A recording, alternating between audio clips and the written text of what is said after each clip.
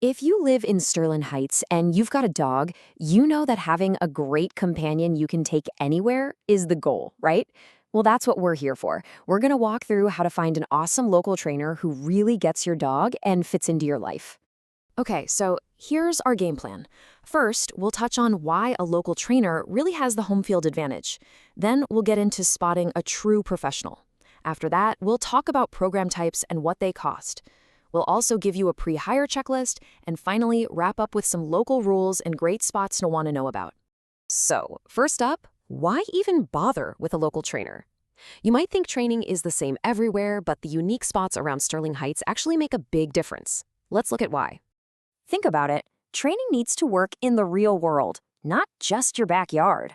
A trainer who knows Sterling Heights understands the difference between a quiet neighborhood street and the hustle and bustle of Van Dyke Avenue. They can help you prepare your dog for all the real-life stuff you'll actually run into, like joggers, bikes, and other dogs on the Clinton River Trail. All right, so how do you actually find that right person? It really comes down to a couple of key things: their training style and their qualifications. Let's break down what you should be looking for. The very first thing you want to hear a trainer talk about is positive reinforcement. It's a pretty simple idea. You reward the behavior you want to see more of. It's incredibly effective, it's humane, and honestly, it just builds a way better, more trusting relationship with your dog. It's really the gold standard these days. You'll probably see a bunch of letters after a trainer's name, and it's good to know what they mean. Things like CPDTK or KPA-CTP tell you that a trainer has actually passed some serious exams and sticks to a professional code of ethics. And hey, if you're dealing with tougher issues like fear or reactivity, a certification like CBCCK is a huge plus. Okay, let's get down to the brass tacks. What do these programs actually look like, and what should you be budgeting for here in the Sterling Heights area? For the most part, you've got two main paths. Group classes are fantastic for puppies or any dog that needs to learn how to listen with other dogs around. But if you have specific things you want to work on, like, say, barking at the delivery guy or jumping on visitors, private one-on-one training is perfect because it happens right in your home. Just to give you a quick idea on price, a single private session around here usually lands somewhere in this ballpark. It's a really good way to get started on a particular problem and gives you a solid number to work with for your budget. Now, this table lays out all the options and what they generally cost. You can see a 6-week puppy class is pretty affordable, while something like a board and train, where your dog lives with a trainer, is a much bigger investment.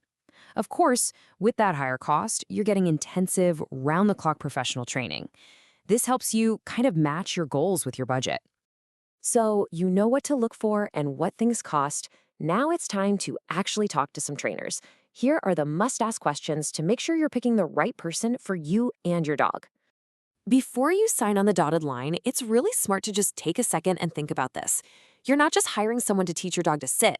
You're really hiring a coach for you and your family. Getting good, clear answers is absolutely essential for things to go well. Think of this as your cheat sheet for that first call. 1. Ask about their methods. Make sure they're positive. 2. Ask about those credentials we talked about. 3. Get really specific about what you want to achieve. 4. Ask them how you'll know if you're making progress. And 5. Always get a clear breakdown of the costs.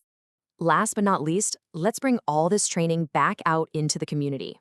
Being a great dog owner in Sterling Heights means knowing the local rules of the road and the best spots to practice all those new skills. There are really just 3 big rules every dog owner here needs to know. First, your dog has to be on a leash, and it can't be longer than 6 feet. Second, once your dog is over 6 months old, they need to be licensed with the city. And third, that rabies shot isn't optional. It's actually required by state law. And now for the fun part. Where can you go to practice? The dog park at Dodge Park is awesome for safely working on off-leash skills like coming when called. The Clinton River Trail is the perfect real-world classroom for practicing polite leash walking, and Freedom Hill is another great spot for some off-leash fun. You know, finding the right trainer is a huge first step toward having a happier, more confident dog, which means a less stressed you. Hopefully, this guide helps you on your search. Having a dog that you can trust just opens up so many possibilities, from having a peaceful night at home to enjoying a beautiful day out at one of our local parks. Good luck!